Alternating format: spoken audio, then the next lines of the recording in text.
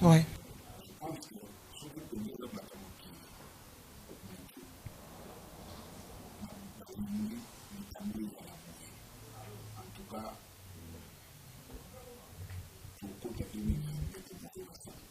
A commencé émission à Liboso, mais il s'est fait que tant au message de la nouvelle année, il fallait qu'il tant que professionnel, il fallait qu'il rattrape en haut, topé sa information aux Ezali, n'est-ce pas réel par rapport à l'annulation. Il y a eu Arena, Autozoa, Kofi Olomide na téléphone, solo linaye. C'était comment expliquer biso moi secret wana ezalaki na temps wana parce que na minute au muto ayebi état ya Kofi Olomide azate yo kana muto to soigner tout à l'heure muto ko yeba peut-être ngo solo inaye réaction ezaki ndeni.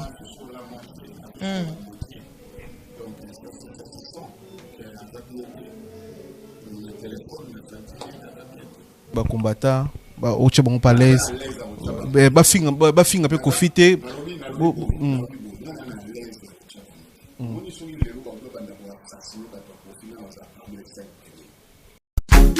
MK Royal Studio, spécialisé dans la production audiovisuelle. Nous faisons vos clips vidéo, vos pubs télé et radio. Aussi, nous couvrons vos événements dont vous ne voudrez en perdre aucun souvenir. Anniversaire, mariage, retraite deuil et tout ce que vous voulez. MK Royal Studio, 35 Boulevard Anatole France, 93 200 Saint-Denis, plus 33 75 36 10 10 3.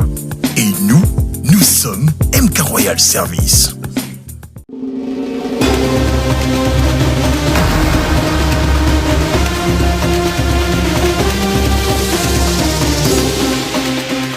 Bonjour fidèles internautes et bonjour Bana Monatier. Soyez les bienvenus sur Kin Connexion Paris, émission diffusée par plusieurs chaînes YouTube, partagée par plusieurs pages Facebook, chez Congo 10, Congo Promo, chez Pamela, chez Kola, Double Bronsa, et puis Congo Révolution, chaîne YouTube chez Michel Kombe Aigle, Tracy Mbelenge Lenga Congo, Congo Promo, Raf Ngindou. Merci d'être internaute pour votre kai pour soutenir biso, pour motiver biso, sur la vérité par la biso mogo place tous les gars tranquille tous à l'aise place et puis merci à partenaire tout Evan Tumbananvex, merci na Axel Moussa, une nouvelle énergie, merci na bandego tout à connecté branché, merci na maman Philbertine Samba, moi c'est docteur Samba, merci aussi na Venanga Guy Baena, colonisateur de la SAP, moté maman Sylvie Baena, merci na bandego tout Louis Mato na salon Mato dans la Belgique, merci na Jimmy Chimanga Porte des Chapelles, merci na bandego tout bochira biso pour na bandego bolanda biso na mokola lelo après annulation concert il y a Kofi Olomide concert mon nene oyo bandeko bandoze la oba congolais bandoze la concert de la Pende lobemo et les grands mots pas Kofi Olomide concert ezaki concert ingo sangisa bana nyonso ya quartier la terre ba ancien na ba obazalaka na kasa quartier la terre mais malheureusement concert est annulé et puis invité na biso spécial Eza Sandra Kazadi avec ma sœur Pamela Chikola.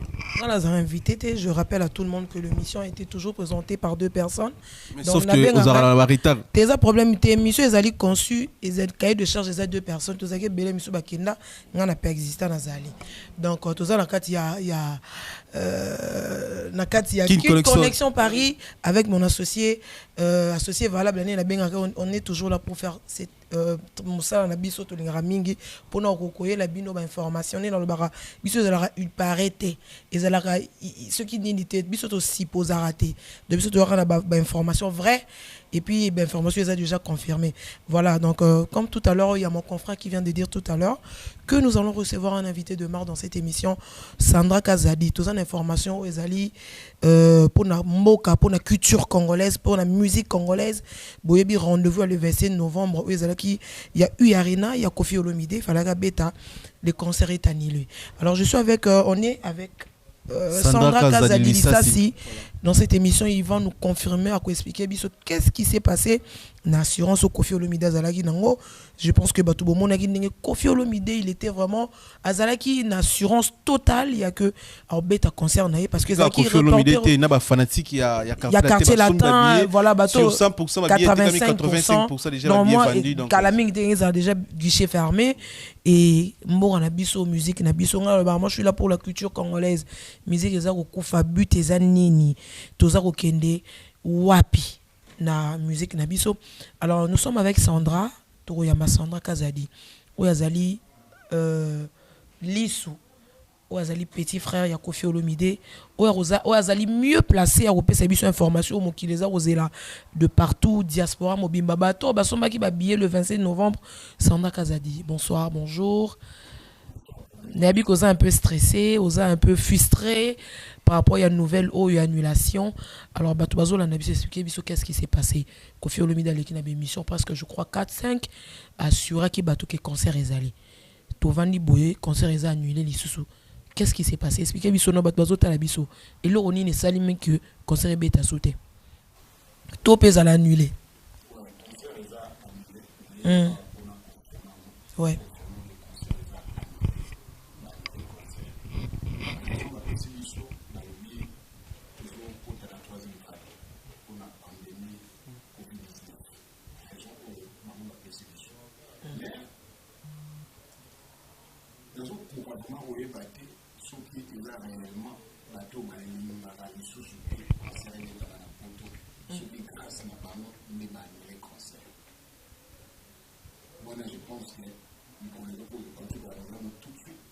Oui.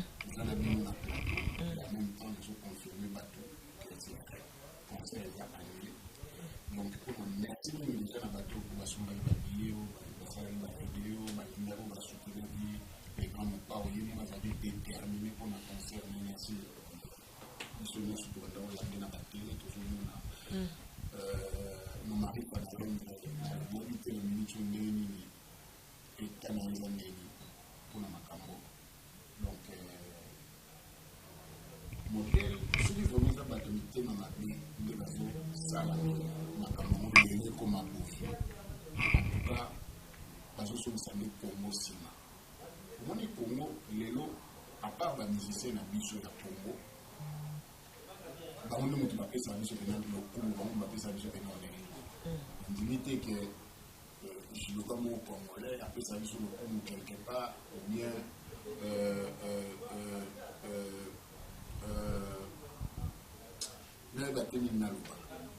mais de l'eau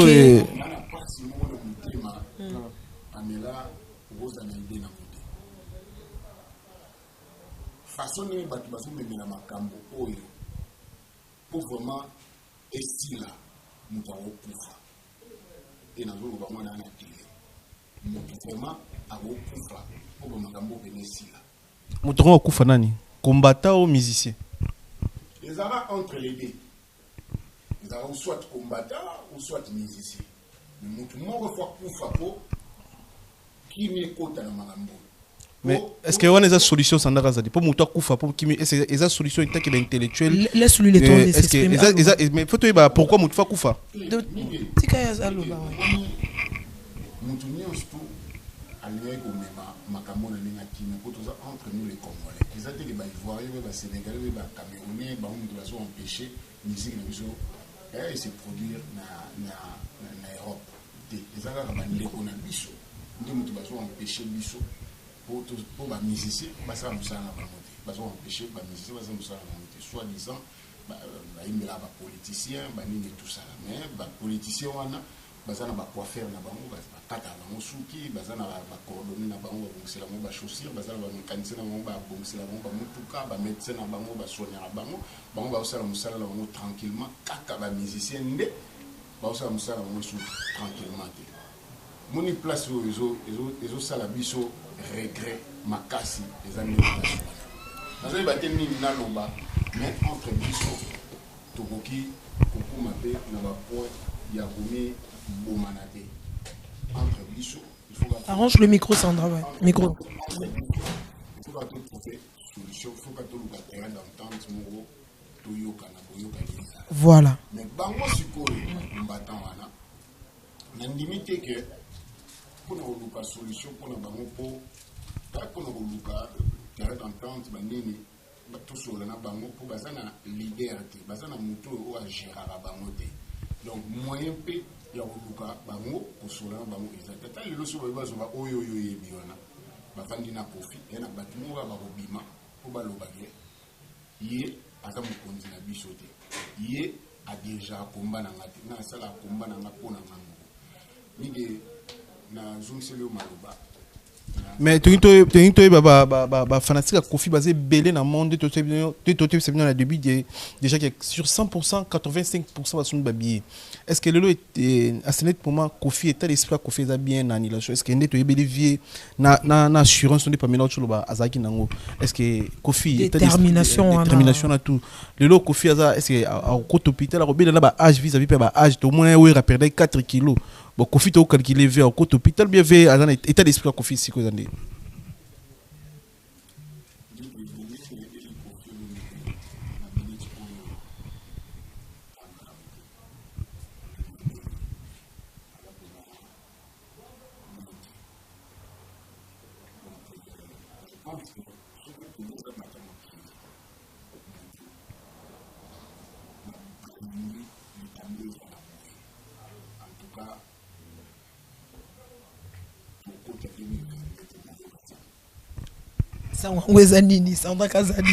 Je pense qu'il est vraiment monté par rapport à l'annulation du concert à Arena, il y a Kofi Olomide. Pour comprendre, Tozaki Karaboto bandi émission après une nouvelle année Koya. Et il vient de confirmer tout à l'heure chez lui-même, le concerné Kofi Olomide, que le concert est annulé. Donc c'est vraiment un choc pour eux. Il faut comprendre Moutou. Il y a un loronga na oti koloba tout à l'heure. Ba benga kinga pa Moutou moko.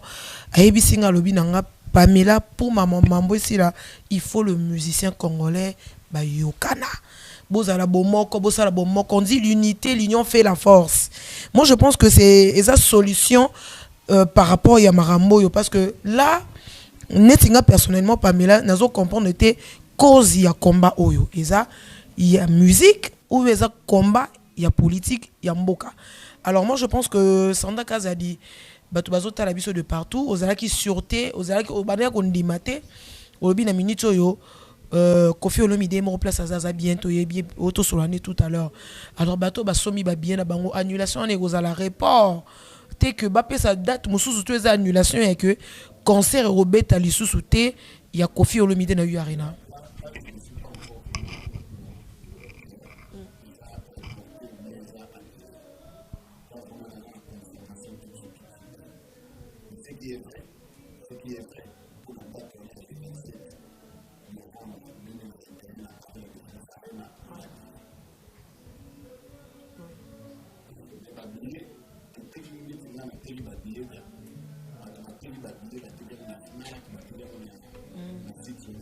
Les gens étaient déterminés, les gens vacuum et Akimakasi, tout même Basindi le cœur, en tout cas c'était détermination on a Kofi Olomide.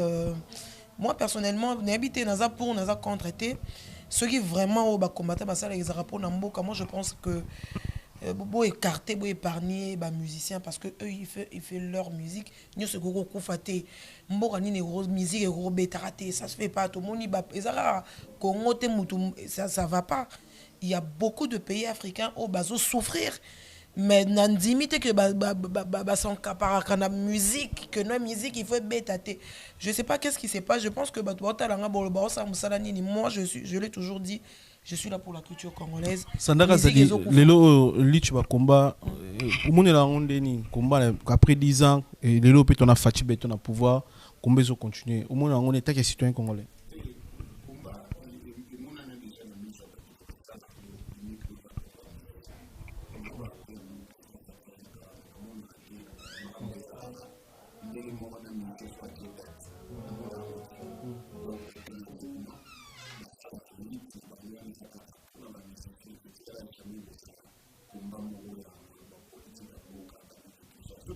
Tu la jalousie entre bango.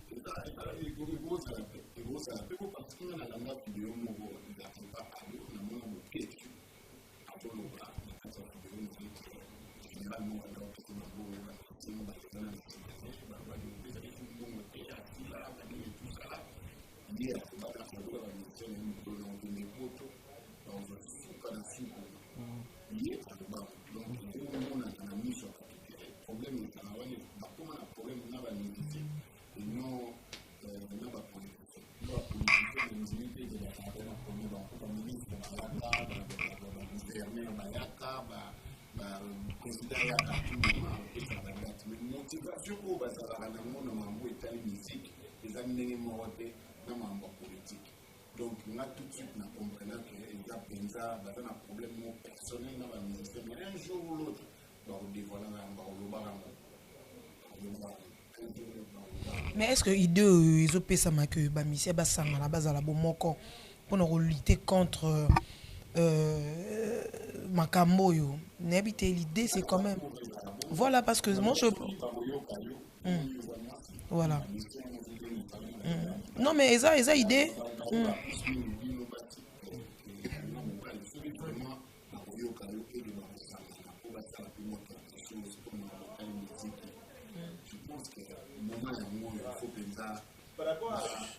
Il faut que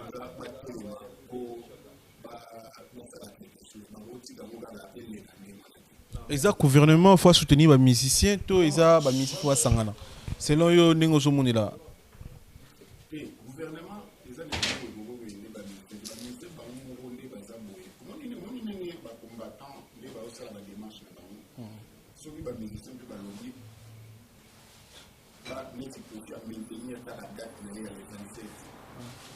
continuer toujours à rouler là. Public va fan na yo quand yo soutenir rien à concert. Ba kuta na kaka le 27 wana na Paris la Défense Arena pour pas se manifester pe na ndenge ba annuler concert na bango. En tout cas France il va opérer moto de jour wana. Moni donc batala raté que batimo boy bazo lobela bango ba mission pe de baza so ba lobela ba kita na balabala. En tout cas ma boche les appelle des ressources. Comment c'est vrai? Mais moi, je me pose des questions, Sandra Kazadi.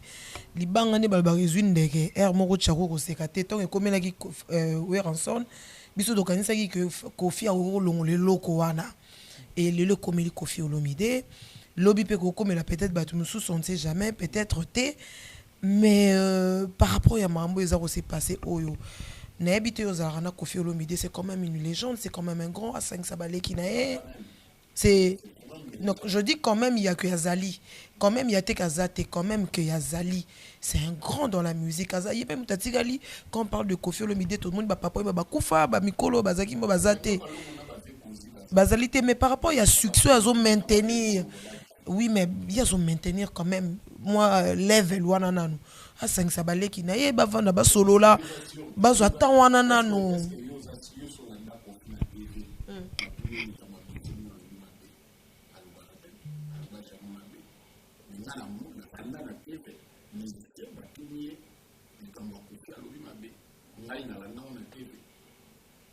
Mais souvent, c'est une minute, moi je dirais à tous les musiciens sur la émission, parce que ça c'est vraiment une émission spéciale par rapport à Marambo Annulation à U Arena. Bo Sangana, donc ça pour la culture à Mboka. Moi je ne suis pas contre le combattant. Ok.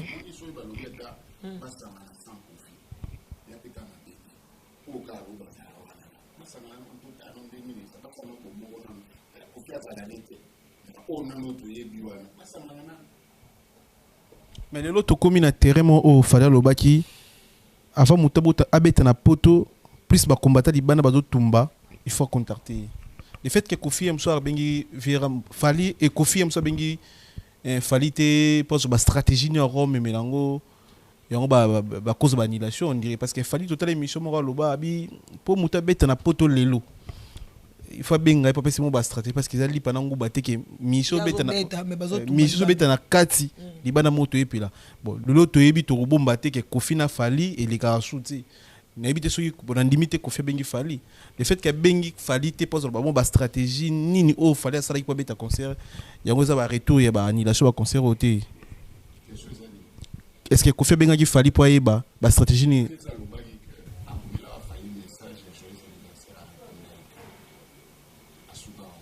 mais de dire que ceux qui linguiste ezala que ndenge ya betaki libanda bazo tumba ba yepa na yeba sur la tête à tête abi on est comme sur la tête à tête moi côté on appelle ça un peu flou on dirait ça moi science c'est pas moro boya ke à côté qui place moro bozo senga ki azo benga baninga ba ya yebisa bango je sais pas et ça fait quelque part moi idée il y a que il y a ba collègue ouais fallait abetana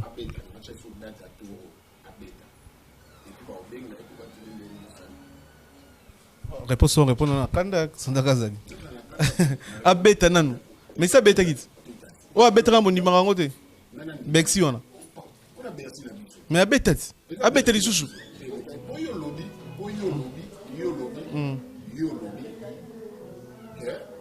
Ndenge bazwa ni leba misusu so ba benga.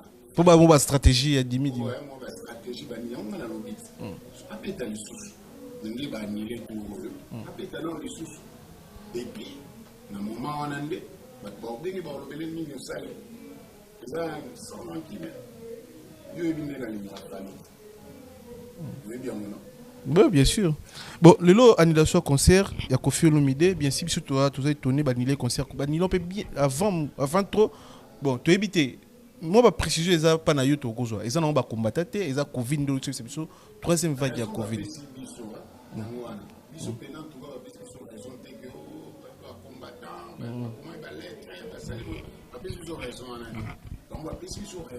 Par rapport à la troisième vague, première dose, deuxième dose, il y a vaccin. Pas qu'il ne soit troisième dose. Mais déjà avant de concert, toujours en moi si madimi, est-ce que bon je appelle chaud, il y a lettre ou bando quand nous combattre bando ça pour na Kofi Olomide. Et bando comme bino, ba message ba personnellement to bando zo le so ni kotinda. Ba mo na place ba bando otinda. Ba mo na place ba bando otinda. Place bando otinda no so ngi bino te.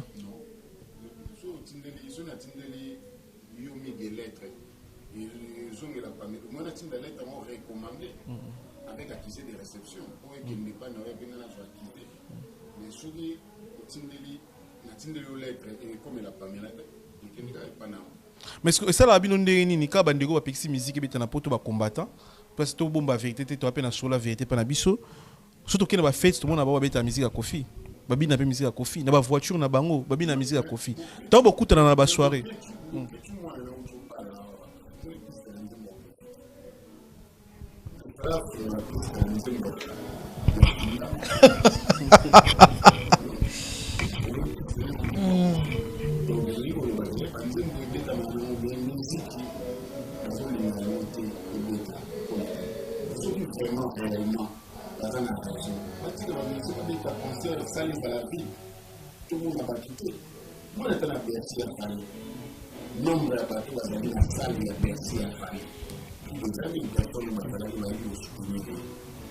ce qu'il fallait à l'oublier.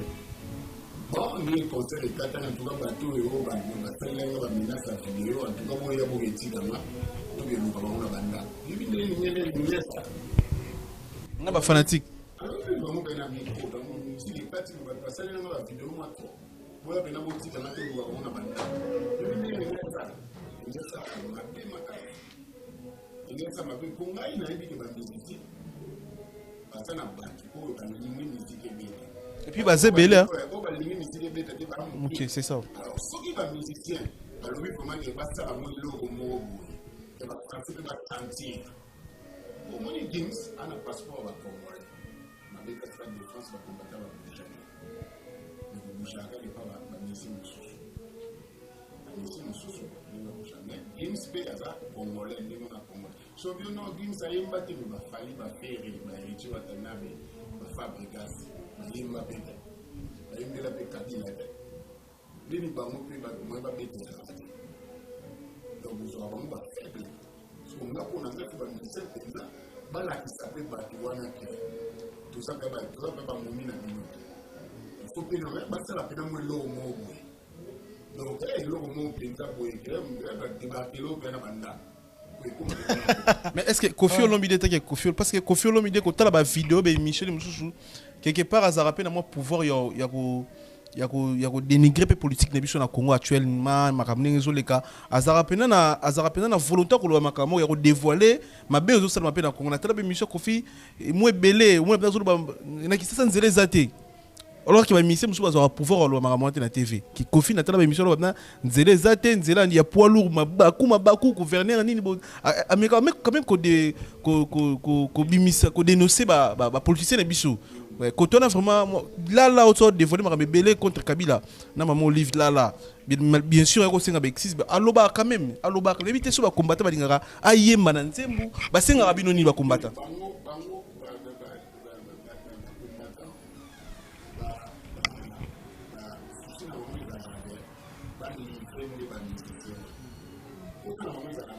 prendre la médecine.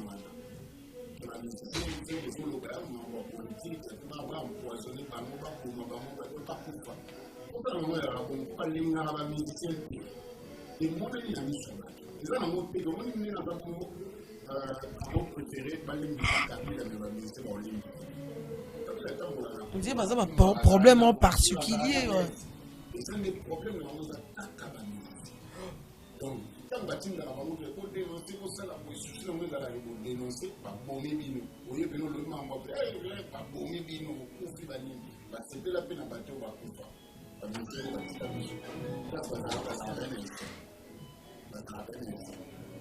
Parce que toi, batanga batu bakufa pona mboka, batanga ba mise musute bakufa pona mboka, parce que toi la mise bébé bakufa pona mboka, a dénoncer bakufi.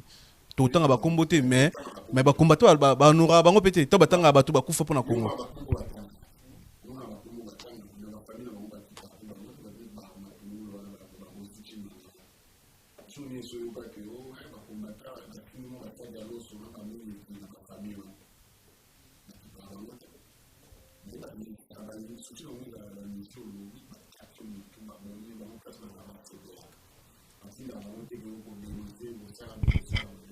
Mais est-ce que Kofi Olomide a un concert à Mounene plus de 40 000 places dans Corotel Arena et puis Kofi Olomide a un miroir et Afrique, miroir et Ambo Konabiso. A bon ça qui nini pour na bandi ko ana ba combattre peut-être même ça ko moko na bango te ya passer message ya na concert nanga ou passer un message dans le monde entier parce que Kofi Olomide concerne et autant dans le monde entier plus de 40 000 personnes quand même soit moni que oh citoyen moto 30 moto moi na moi simo a peu sa discours pour na magambo ile kana mboka message za la capter. Et c'est Kofi Olomide bon ça pe le mois bon pour na bango toi bon ça qui après concert na longa net fallait sala longa sur 20% bon zo na Bexi après PC na est mais maga PC pe bon ba combattre ba ndima était tilelo. Bon, n'habite Kofi quoi calculer ni. Non mais bino ce qu'on a tout dit ce qu'on a bino.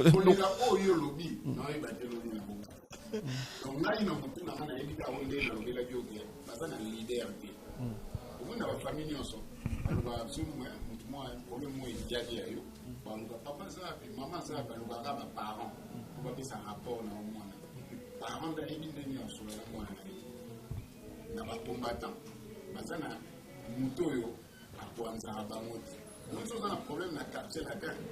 On a un quartier là solo il y a un message de la Maramongo et les filles. Est-ce qu'on parle d'un nom?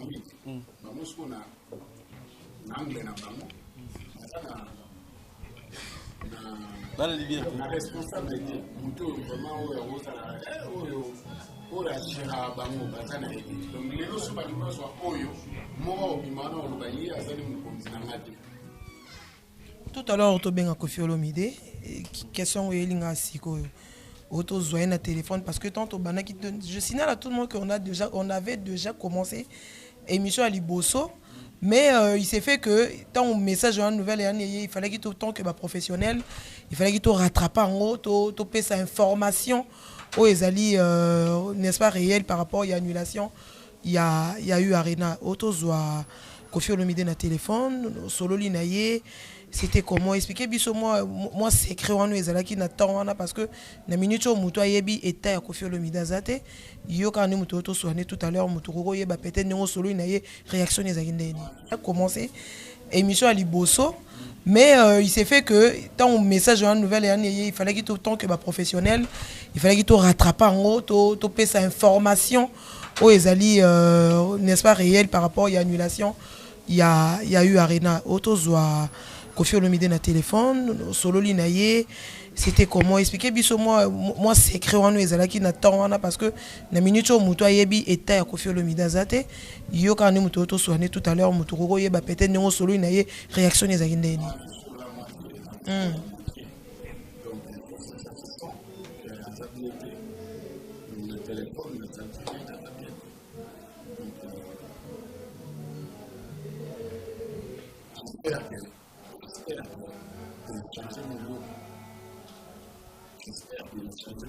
Parce que l'esprit espoir tout ce que là nous avons Kofi et puis na assurance va no luba qui a bêta a répété à sa promotion comme il faut na assurance tout parce que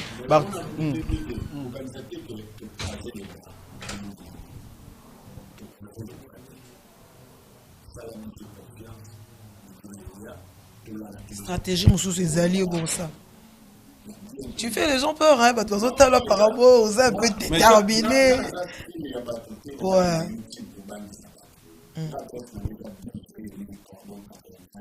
T'as pas peur de donner ton adresse comme ça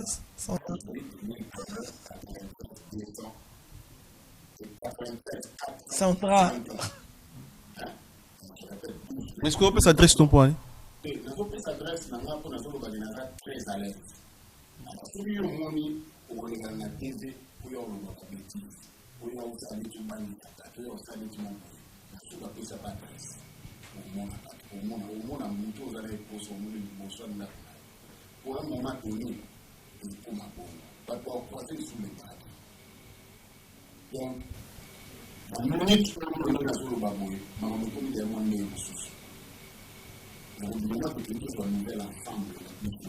Ouais.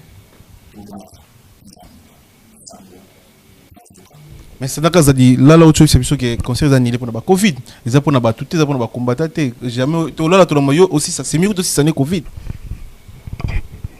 Conseil annulé pour le combattre.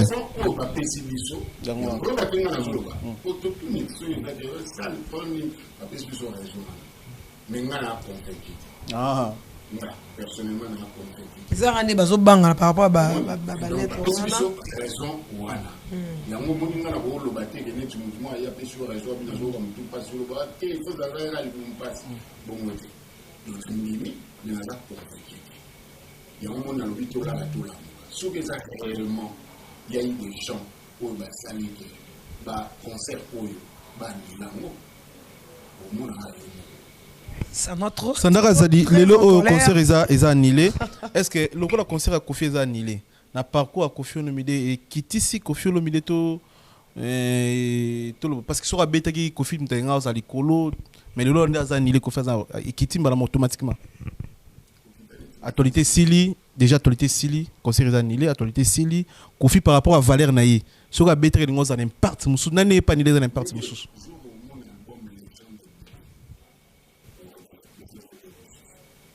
Par rapport à Nini, il y a un cas de confinement au côté. Voilà, le message est passé. Hein,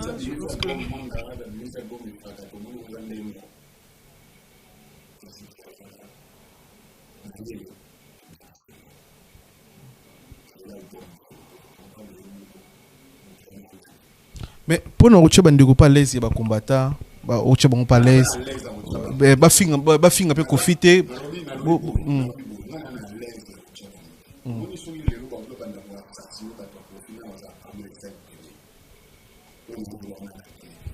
tu fais les gens peur, Sandra.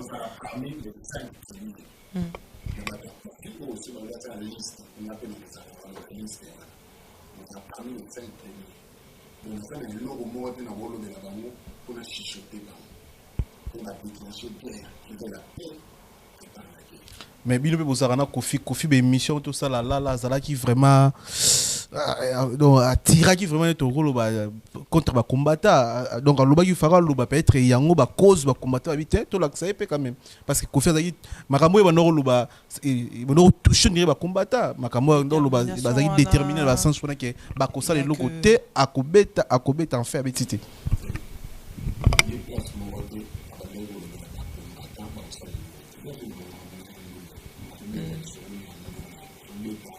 Parle de sa musique en fait. Ouais.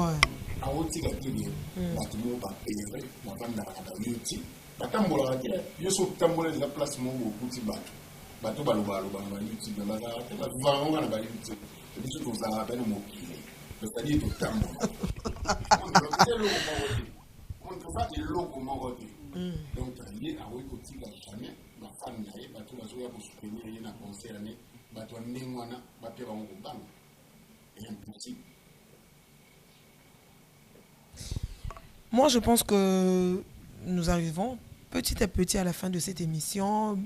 Je ne sais pas, ma question est déjà posée. Toujours la surannulation.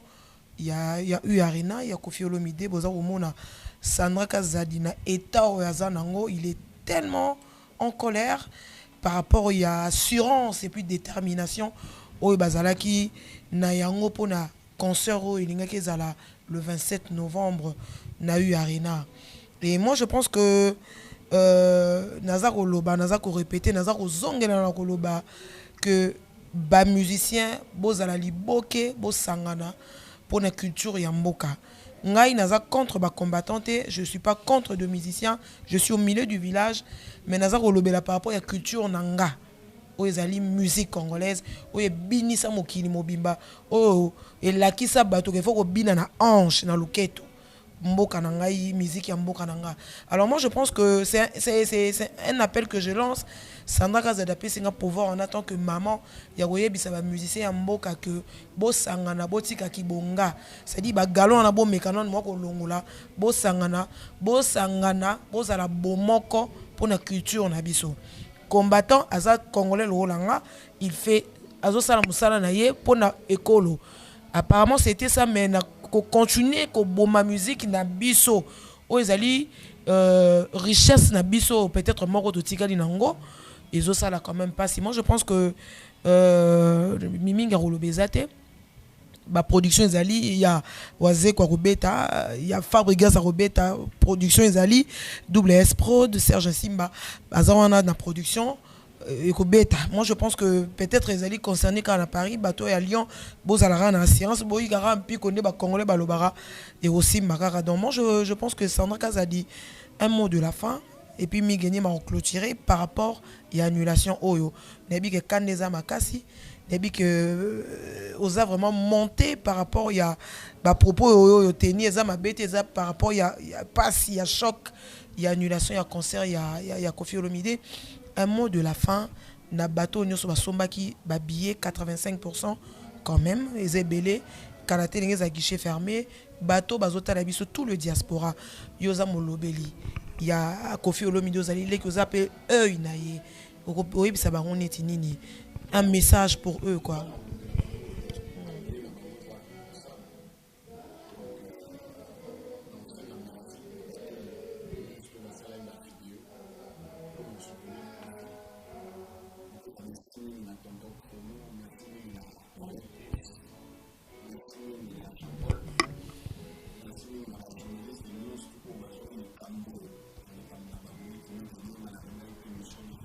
Ouais.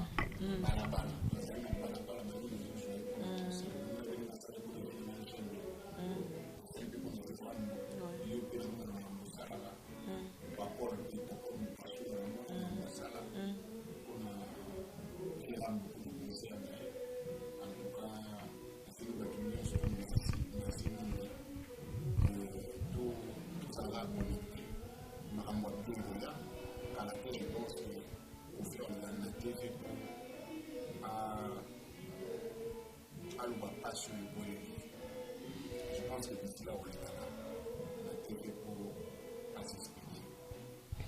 Merci beaucoup Sandra Kazadi. Miguel, tu vas clôturer l'émission parce que nous annonçons qui au désannoncé. Moi, je lance un appel à tout le monde, à tous les Lyonnais.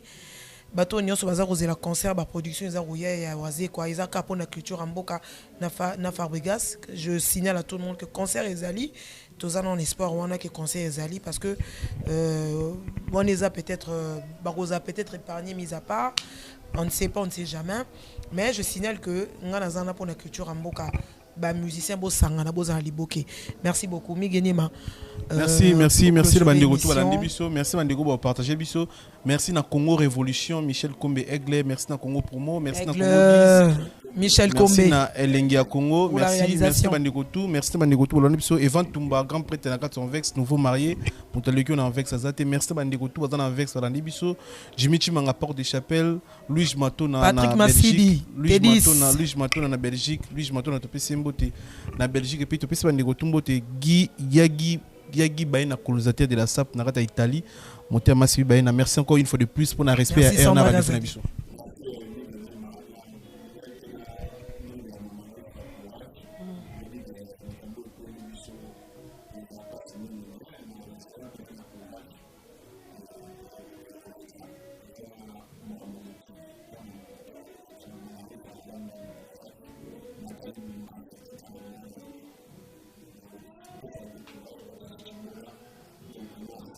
Et puis il y a des fanatiques qui a carté la tête vraiment.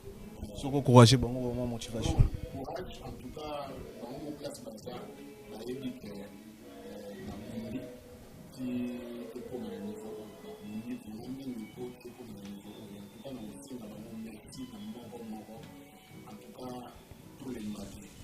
pied moko aoya akoloba makambo ya concert oyo epi toyeba ndenge tokosala à travers ye nga naza décide ate nakoba ndoloba makambo eza ndenge esengeli te ye moko ndako ye epi biso tokosuivre me makambo ya bien ekoya. Merci beaucoup. Bye bye. Bye bye.